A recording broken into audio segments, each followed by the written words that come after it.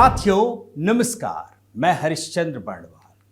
5 राज्यों के exit poll के आंकड़े जो भी आए, लेकिन आज इस पर एक ऐसी खबर बताऊंगा जिससे आपको पता चलेगा कि अब इंडी अलायंस भी नहीं चाहता है कि भारतीय जनता पार्टी की हार हो। बड़े ध्यान से सुन लीजिए, इंडी अलायंस भी नहीं चाहता है कि भाजपा की हार हो। इंडी अलायंस दरअसल किसी भी कीमत पर कांग्रेस की जीत नहीं चाहता है। वहीं भाजपा की कोशिश रही होगी, अब ये कंफर्म तो नहीं बोल सकता, लेकिन मैं आपको आकलन से दिखाऊंगा कि कांग्रेस कम से कम तेलंगाना में ओवैसी से आगे निकल जाए। अब इसकी वजह क्या होगी ये तो मैं आपको बताऊंगा, लेकिन ये जान लीजिए दोस्तों कि दक्षिण भारत के राज्य तेलंगाना के नतीजों से बहुत सारे समीकरण बदल गए हैं। बस आहट भर से नई नई कहानियां सामने आ गई हैं। पहले मैं आपके सामने कुछ पॉइंट्स रख देता हूं। मोदी शाह की रणनीति पहुंची अपने अंजाम तक और तेलंगाना में राहुल गांधी का सपना पूरा होने वाला है। ये तो पॉइंट्स आपको अभी मैं दिखाऊंगा। क्या शाही इमाम की भूमिका में राहुल गांधी आ गए हैं? बड़े ध्यान से सुन लीजिए, शाही इमाम बहुत सारे लोग तो भूल गए हैं, लेकिन उसकी कहानी, उनके पुराने बयान आपको सुनाऊंगा। ओवैसी या राहुल, मुस्लिमों का सबसे बड़ा हितैषी कौन है ना? दिलचस्प सवाल, इसके भी जवाब दूंगा। और एग्जिट पोल के नतीजे आते ही इंडी अलायंस में सिर्फ फुटबॉल शुरू हो गया है, यह भी आपको दिखाऊंगा। और कैसे सारे समीकरण बदल गए। ममता, अखिलेश, नीतीश, तेजस्वी के लिए नई मुसीबत सामने आ गई है और 2024 की रणनीति पर काम शुरू हो गया है।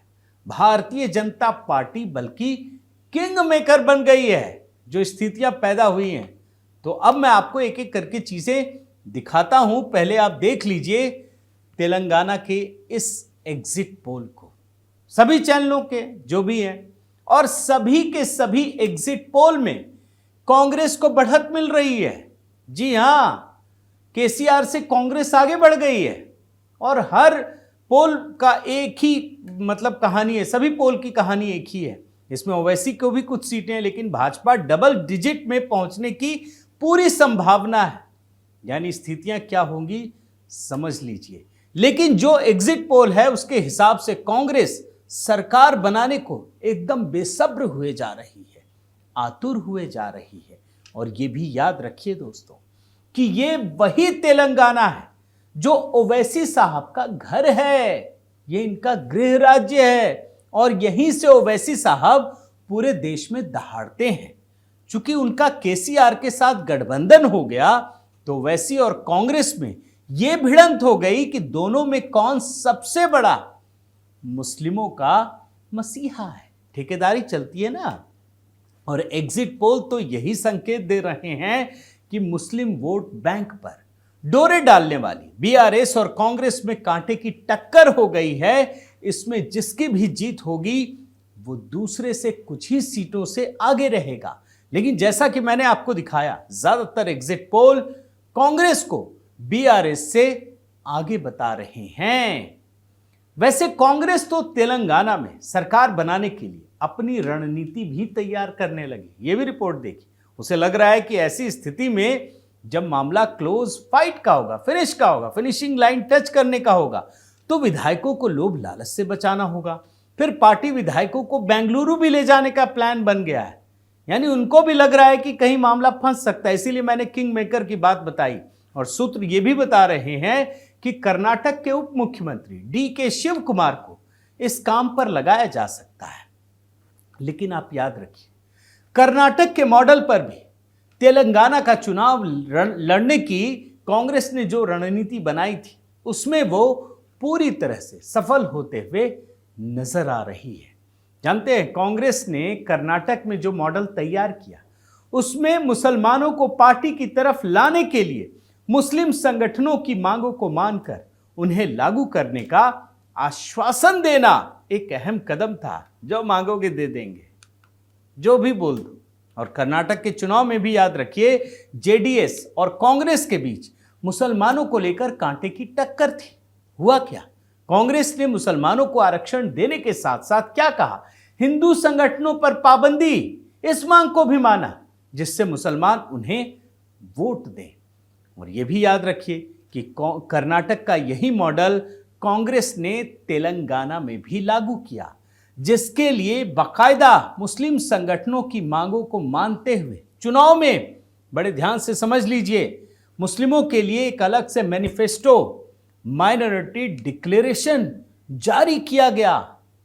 ये सेकुलरिज्म के नाम पे हो रहा है, लेकिन हम तो विमर्श कुछ और कर रहे हैं दोस्त।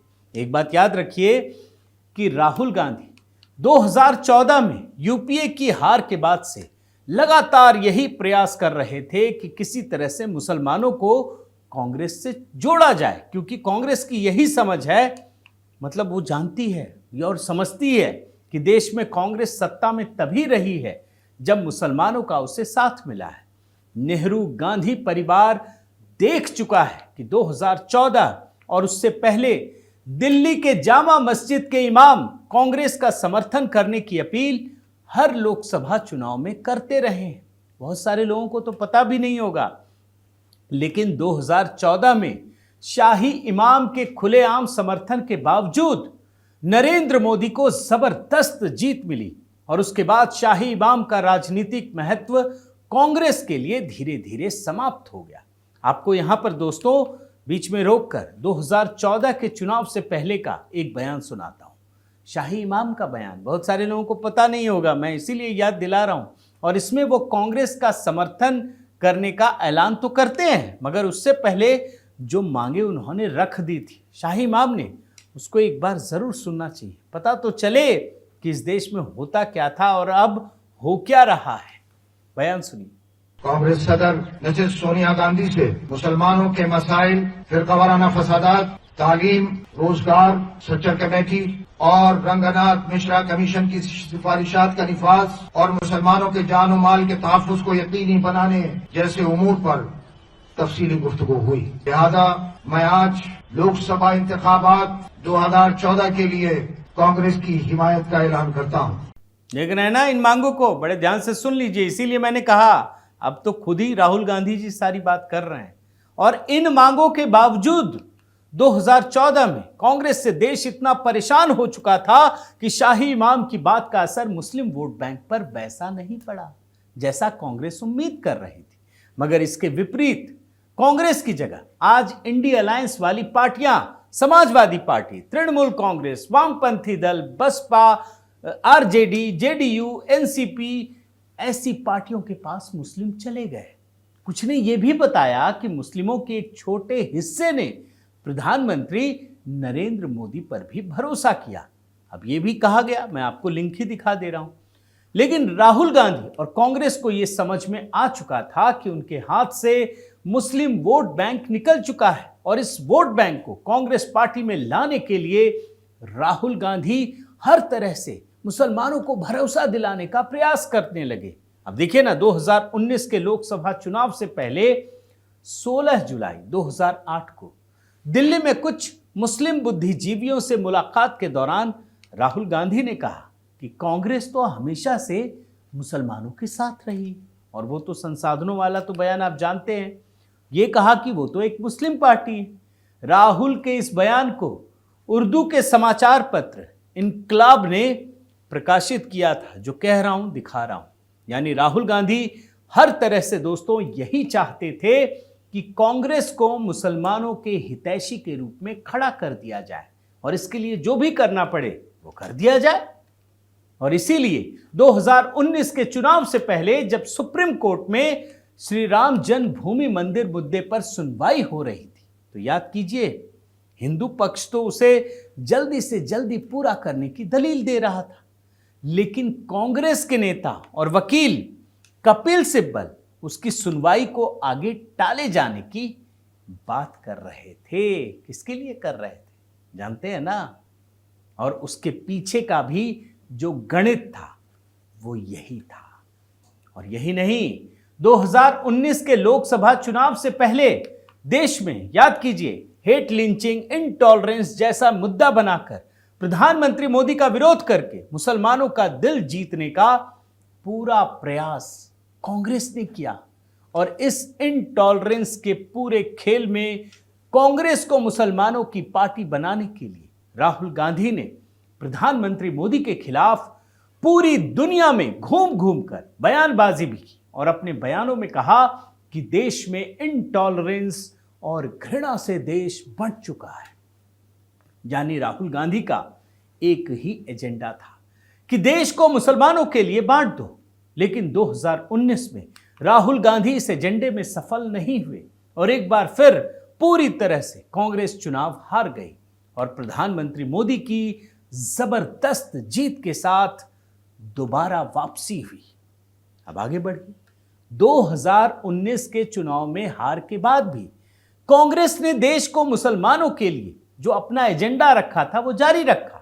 साल 2019 में याद कीजिए, जब देश में सीएए के कानून में संशोधन किया गया, तो जिस सीएए कानून से देश में रहने वाले मुसलमानों को कोई नुकसान नहीं होने वाला था। सीएए से क्या भारत के मुसलमानों को कोई नुकसान होता? नहीं होने वाला था। उसी सीएए कानून के खिलाफ मुसलमानों को भड़काया गया ताकि वे अपने देश में, इस देश में अपने को अलग थलग महसूस करें। ये नैरेटिव की बात बता रहा हूं। और देश में प्रधानमंत्री मोदी के खिलाफ न सिर्फ महीनों तक शाहीन बाग का धरना चला दोस्तों, बल्कि दिल्ली में आजादी के बाद के सबसे बड़े दंगे कराए गए और उन दंगों के जरिए दुनिया में प्रचार किया गया कि भारत के मुसलमान डर के साए में जी रहे हैं। कहानी थोड़ी बोरिंग लग सकती है, लेकिन बताना जरूरी है दोस्तों, तभी तो पूरे पैटर्न को पकड़ेंगे। और आगे बढ़िए। इसके बाद कांग्रेस ने मुसलमानों, किसानों और कुछ खालिस्तानी समर्थकों के साथ दिल्ली में सालों धरना प्रदर्शन किया ताकि प्रधानमंत्री मोदी के खिलाफ देश में एक माहौल बनाया जा सके। लेकिन कांग्रेस की ये चाल भी फ्लॉप हुई, क्योंकि देश कांग्रेस के डीएनए को पहचान चुका है और इसी का परिणाम हुआ कि 2022 के उत्तर प्रदेश के चुनाव में भाजपा को जबरदस्त जीत मिली और इतिहास में ऐसा पहली बार हुआ कि सत्ताधारी पार्टी की राज्य में दोबारा सरकार बनी। पहली बार है। और इस हार के बाद भी राहुल गांधी ने मुसलमानों के लिए जो अभियान शुरू किया था वो बदस्तूर जारी रखा, कुछ नहीं बदला। कांग्रेस को मुसलमानों की खास पार्टी बनाने के लिए राहुल गांधी ने 6 मार्च 2023 को ब्रिटेन में बातचीत के दौरान कहा कि आरएसएस एक आतंकवादी संगठन है। जी हां, और भारतीय जनता पार्टी एक फासिस्ट पार्टी है। यह है इनका लोकतंत्र। वहीं आप आगे बढ़िए। अमेरिका में 1 जून 2023 को वॉशिंगटन में प्रेस क्लब में एक सवाल के जवाब में कहा कि केरल की इंडियन मुस्लिम लीग एक सेक्युलर पार्टी है। मतलब आरएसएस आतंकी संगठन, बीजेपी फासिस्ट पार्टी और मुस्लिम लीग, इंडियन मुस्लिम लीग, ये सेक्युलर पार्टी है। क्यों किया जा रहा होगा आप समझ नहीं सकते क्या?